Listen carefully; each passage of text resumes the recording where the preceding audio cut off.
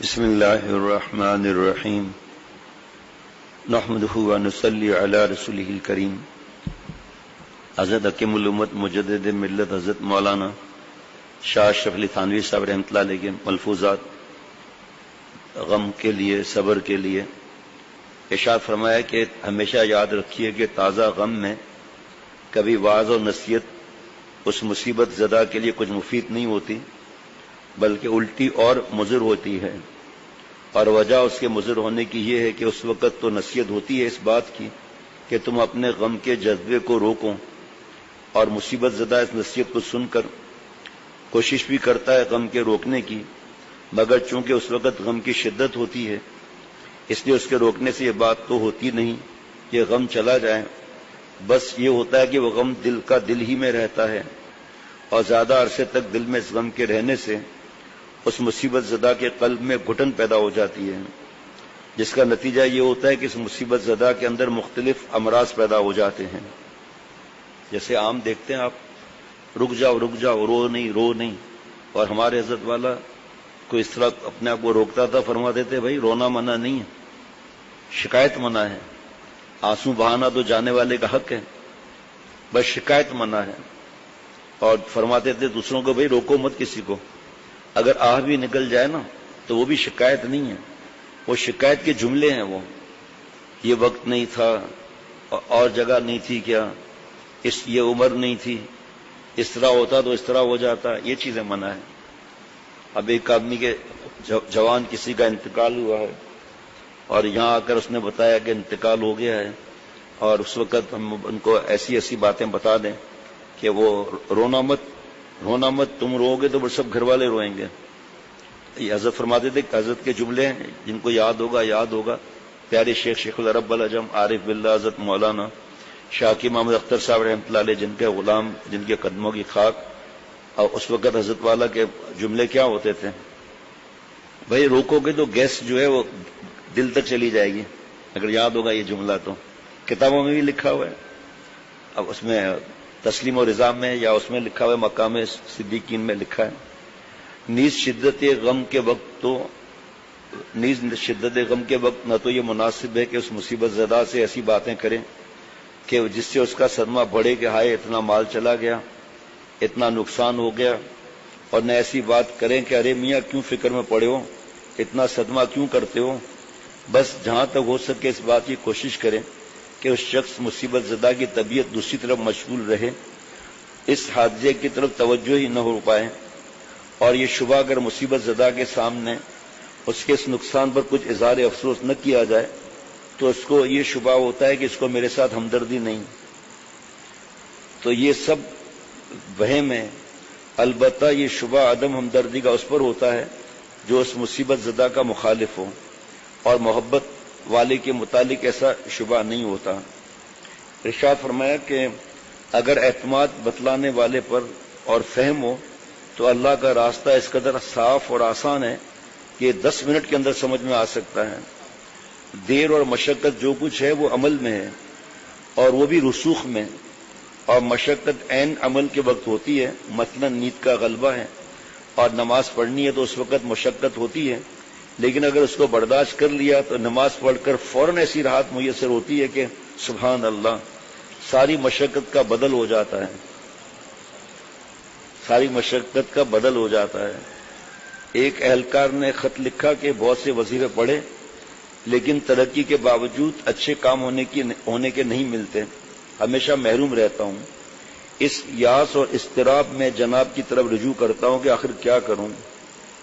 تحریر فرمایا کہ جس قدر تدبیر امکان میں ہو اس میں تدبیر مع دعا، اور جو اختیار میں نہ ہو اس میں صرف دعا، اور اس کے بعد بھی ناکامی ہو تو صبر، اور یہ سمجھنا کہ اسی میں بہتری ہوگی، اس سے زیادہ میں نہیں جانتا۔ حضرت نے لکھا ہے اس سے زیادہ میں نہیں جانتا۔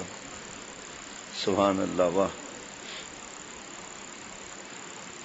ایک شخص نے حضرت علی رضی اللہ عنہ سے مسئلہ جبر و اختیار کا دریافت کیا۔ حضرت علی رضی اللہ عنہ نے فرمایا ایک پیر اٹھا کر کھڑا ہو جا۔ اس نے ایک پیر اٹھا لیا، پھر آپ رضی اللہ عنہ نے فرمایا کہ دوسرا پیر بھی اٹھا لیں۔ بھلا دوسرا پیر کس طرح اٹھ سکتا تھا؟ اس نے عرض کیا کہ حضرت دوسرا پیر تو نہیں اٹھ سکتا۔ فرمایا کہ بس یہی کیفیت بندے کے اختیار کی ہے، اتنا تو اختیار ہے، اتنا اختیار نہیں، نہ پورا مختار ہے نہ پورا مجبور. لیکن اس جملے میں بڑا مزہ آ رہا ہے، ایسے زیادہ میں نہیں جانتا.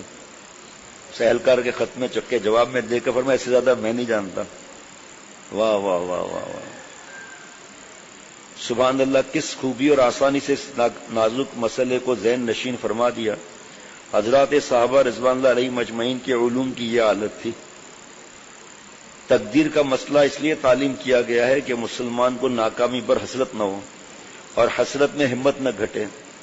تو یہ مسئلہ ہمت بڑھانے کو سکھلایا گیا تھا. اب لوگ الٹا سمجھ گئے کہ کچھ نہ کرو، ہاتھ پاؤں توڑ کر بیٹھ جاؤں. یہ سب کم علمی کی وجہ سے ہے.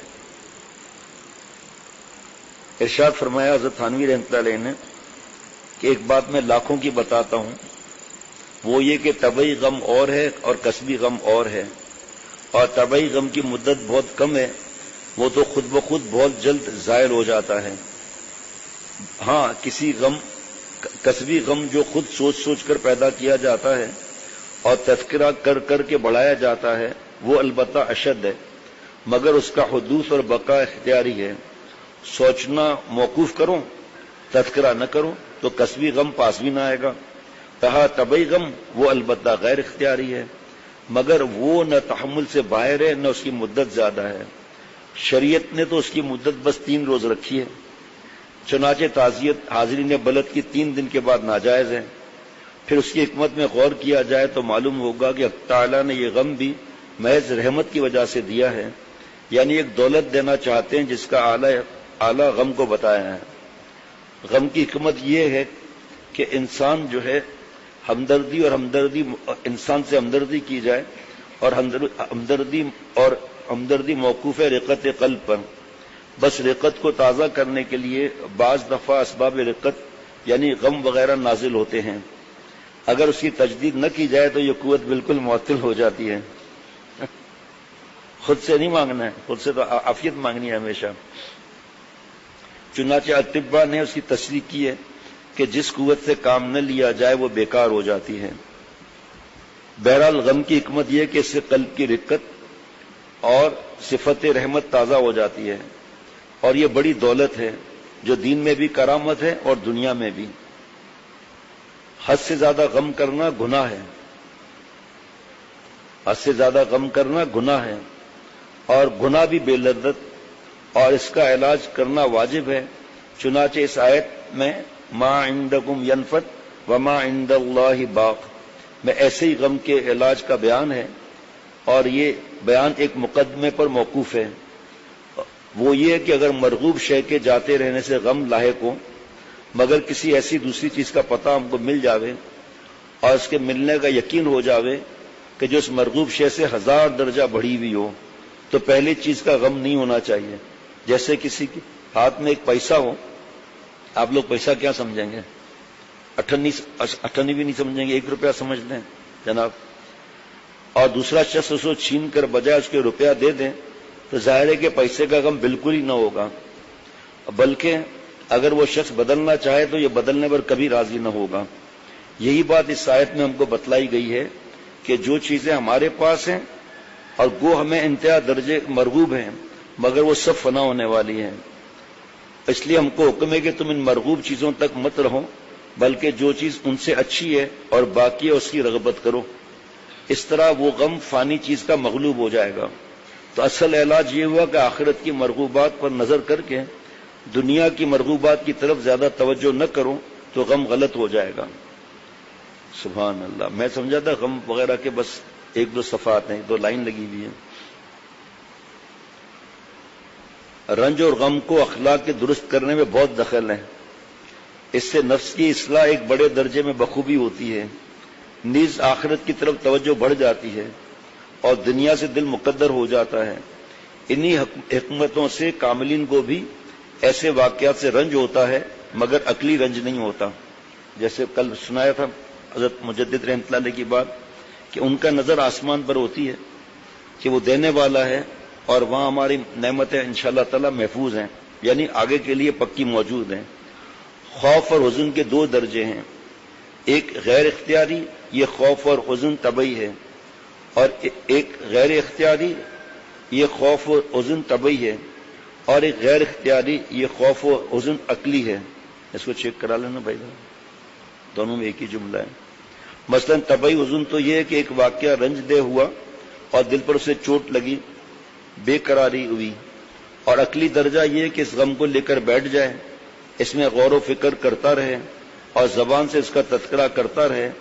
اس طرح جو شخص غم لے کر بیٹھے گا تو اس کا غم پہلے سے بھی زیادہ ہو جائے گا۔ اس پر بار بار حضرت کی بات یاد آ رہی ہے کہ حضرت والا ڈپریشن وغیرہ کے علاج کے لیے فرماتے تھے اکیلے مت رہو، سوچو زیادہ مت، ہنسو بولو، ایک سیب کھاؤ چھلکا اتار کر، سیب کھا کر آسیب کو دور کر دو، سیب کھا کر آسیب کو دور کر دو۔ کتنا ابھی ایک شخص سے میں نے باتیں کی، کل پرسوں کی شاید بات ہے، تو اس نے کہا ہاں یہی وجہ ہے، میں اکیلے رہتا ہوں، سوچتا زیادہ ہوں۔ اب اس کو سمجھایا گیا ایسے کئی واقعات آتے ہیں کہ ان کو سوچنے میں مزہ آتا ہے، اس میں مشغول رہنے میں مزہ آتا ہے، لیکن حقوق واجبات میں بہت سی کوتاہیاں ہو جاتی ہیں۔ آخری بات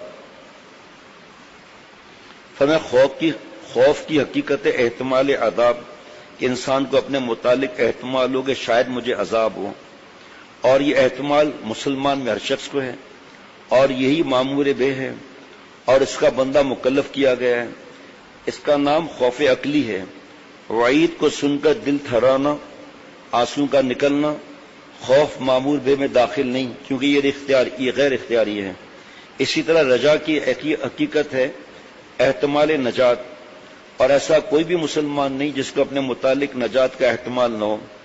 بس ایسا کوئی مسلمان نہیں جو خوف و رجا کے درجے معبور بے سے خالی ہو۔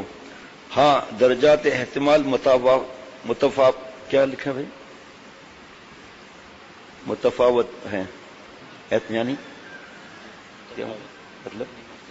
مختلف ہیں احتمال۔ سبحان اللہ۔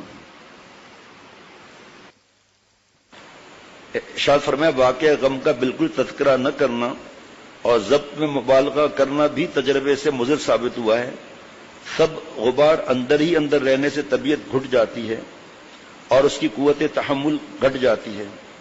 طبیعت گھٹ جاتی ہے اور اس کی قوت تحمل گھٹ جاتی ہے۔ گھٹ اور گھٹ دیکھیے، اس لیے مصلحت یہ کہ شروع میں گاہ اپنے کسی دیندار ہمدرد سے اعتدال کے ساتھ حدود شریعہ میں رہ کر اس واقع غم کا کسی قدر تذکرہ بھی کر لیا جائے۔ دیندار کی شرط آ رہی ہے، غیبت کی بات نہیں آ رہی۔ اب آج کل غیبت کرتے ہیں، کل دیندار سے میں اپنا بوجھ ہلکا کر رہا ہوں۔ اس کی تائید بھی نص سے ثابت ہوتی ہے کہ حضرت اقدس آپ صلی اللہ علیہ وسلم اپنے فرزند حضرت ابراہیم رضی اللہ عنہ کی وفات پر بھی روئے، اور یہ فرمایا کہ یہ کوئی کسی نے عرض کیا آپ روتے ہیں؟ اے نبی صلی اللہ علیہ وسلم فرمایا یہ آنسو شکایت کے آنسو نہیں ہے، جانے والے ایک حق ہے۔ پھر فرمایا کہ اے ابراہیم ہم تمہاری جدائی سے غمگین ہے لیکن اپنے رب سے راضی ہے۔ ربنا تقبل منا انک انت السمیع العلیم۔ السلام علیکم ورحمۃ اللہ وبرکاتہ۔